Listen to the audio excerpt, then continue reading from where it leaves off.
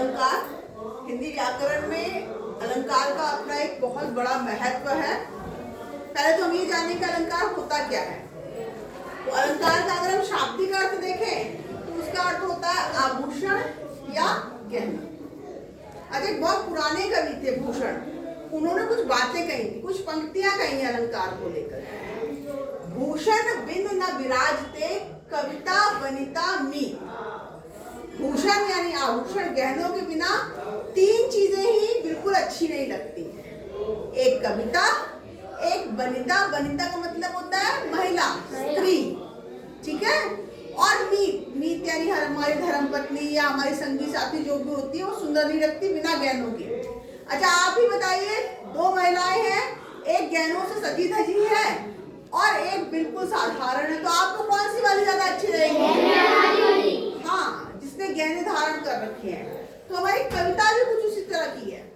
अगर कविता में बात साधारण तरीके से कही जाए तो इतनी कर्णप्रिय नहीं लगती है या इतनी रुचिकर नहीं लगती है, लेकिन यदि उसमें कुछ शब्दों के हेर फेर के साथ कुछ और अच्छे शब्दों का उपयोग करते हुए हम बात को कहते हैं तो वो पंक्तियां हमें और कविता हमें बहुत ही सरस लगने लगती है। एक उदाहरण देती हूँ मैं आपको। जैसे अगर मैं ये बोलूं कि हनुमान जी ने लंका में आग लगाई और सारी लंका जल गई और बहुत जल्दी ये काम हुआ, लेकिन अब ये साधारण बात आपको बोली मैंने, लेकिन यदि इसी बात को मैं इस तरह से बोलूं, हनुमान की पूंछ में लगन न पाई आग, लंका सगनी जल गई, गए निशाचर भाग। आपको दोनों में से कौन सी पंक्तियां अच्छी लगी, पहली वाली या दूसरी वाली? दूसरी वाली। क्यों? क्योंकि वो कुछ अलग थी, उनके शब्द कुछ अलग थे, ज्यादा रोचक थे, ज्यादा अच्छे लगने वाले थे। तो अलंकार वस्तुतः ऐसे शब्दों का प्रयोग है हमारे काव्य में, गद्य में, जिनके द्वारा हम काव्य को यानी कविता को, गद्य यानी कहानी और जो बाकी चीजें हैं उनको सरस बना सकते हैं। तो आज हम देखते हैं कि अलंकार क्या है और उसके कितने प्रकार हैं। चलिए, सबसे पहले मानवीकरण अलंकार। मानवीकरण जहाँ निर्जीव वस्तुओं को भी मनुष्य के रूप में वर्णन करे। जैसे सागर के ऊपर नाच नाच करती हैं लहरें, लहरें मधुर गान।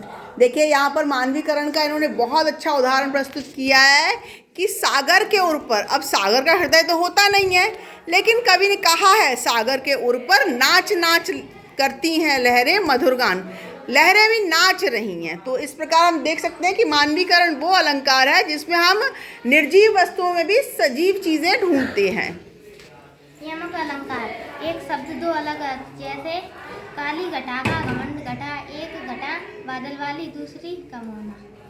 बहुत अच्छा, इन्होंने स्वयं अपना अर्थ बता दिया है।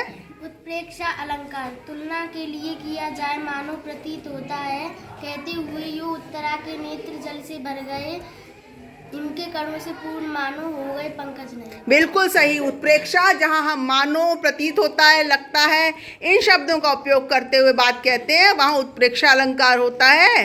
कहते हुए, उत्तरा ने ऐसे बात कही, उनके आंखों में आंसू भर गए, तो वो आंसू कैसे लग रहे थे? मानो ओस की बूंदें आपके आंखों में भर गई, पंकज यानी जैसे आपने देखा कमल में ओस की बूंदें ठहर जाती हैं, बिल्कुल वैसे ही उत्तरा के नेत्रों में वो आंसू की बूंदें नजर आ रही थी।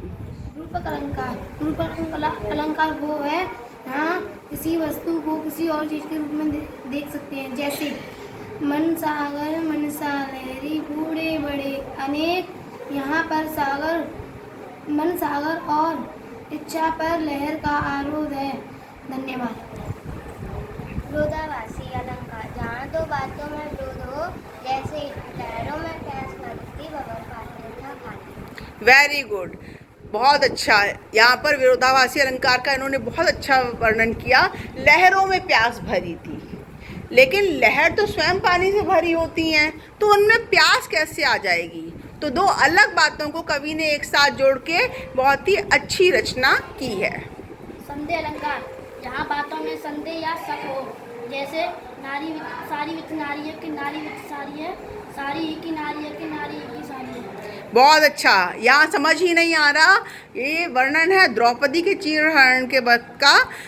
उस समय समझ नहीं आ रहा था, इतना वस्त्रों का ढेर था कि नारी और साड़ी कहाँ है। साड़ी के बीच में नारी खड़ी है, नारी के बीच में साड़ी इकट्ठी हो गई है। तो एक संदेह उत्पन्न कर रहा था जिसका इन्होंने वर्णन किया। अनुप्रास अलंकार किसी वर्ड की आवृत्ति होती है, जैसे रघुपति राघव राजा राम। यहाँ पर वर्ड की आवृत्ति होती है। बहुत अच्छा। अनुप्रास अलंकार में जब सिर्फ एक वर्ण की या एक शब्द की भी आवृत्ति बार बार हो तो वहाँ पर हम अनुप्रास अलंकार कहते हैं। जैसे चारुचंद की चंचल किरणें खेल रही थी जलतल में, इन्होंने रा वर्ण का आवृत्ति बताई और इसमें चा वर्ण की आवृत्ति है जहाँ चा बार बार इस्तेमाल हो रहा है। उपमा अलंकार जहाँ तुलना की जाए, जैसे सागर सा गंभीर हृदय हो, गिरी समीक्षा हो रिश्ता हो। आप सब समझ रहे होंगे कि उपमा यानी तुलना करना। अब ये बोल रहे हैं सागर सा यानी समुद्र जैसा, हृदय इतना गंभीर है, समुद्र कितना गहरा है किसी को नहीं मालूम। तो किसी का हृदय इतना गहरा हो, उसमें इतनी बातें छुपी हो कि वो सागर के समान गहरा हो। और गिरिसा यानी आसमान, वो पर्वत कैसा है, पर्वत बहुत ऊंचा, गिरी अर्थात पर्वत को हम कैसा मानते हैं, बहुत ऊंचा। तो हमारा हृदय मन हमारा कैसा होना चाहिए, बिल्कुल गिरी जैसा, पर्वत जैसा ऊंचा होना चाहिए। हमारे मन में सबके लिए स्थान होना चाहिए। तो उस उपमा को यहाँ पर ये उदाहरण दर्शाता है। अतिशयोक्ति अलंकार किसी बात को बड़ा चढ़ा के बोलना। आगे नदियाँ बड़ी अपार, घोड़ा कैसे उतरे पार। राणा ने सोचा इस पार, तब तक घोड़ा था उस पार। बहुत सुंदर।